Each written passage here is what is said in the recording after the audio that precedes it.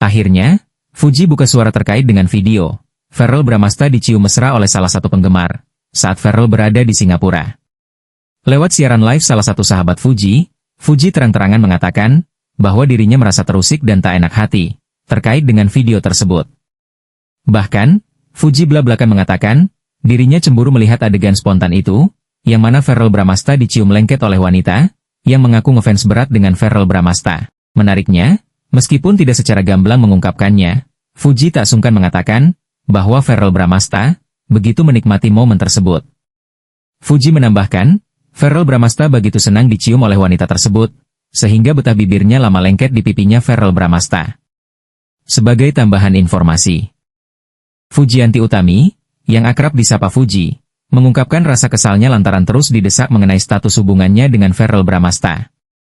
Meskipun telah mendapat restu dari kedua orang tua mereka, Fuji tetap merasa kecewa saat hal ini dibahas.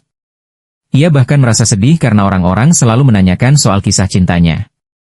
Menurut Fuji, seolah tak ada hal lain yang menarik dari dirinya selain kehidupan asmaranya. Saat ditanya mengenai rencana pernikahan, Fuji dengan tegas menampiknya dan menyebut kabar itu hanyalah fitnah. Ia hanya meminta doa yang baik dari semua orang. Baginya, hubungan asmaranya tak perlu diatur oleh warganet. Walaupun demikian, Fuji tetap memuji kebaikan hati Verrell dan ibunya, Vena Melinda. Sebelumnya, kedekatan Fujianti Utami atau Fuji dengan Verrell Bramasta menjadi sorotan publik. Banyak warganet berharap keduanya berjodoh. Fuji akhirnya buka suara terkait hal ini.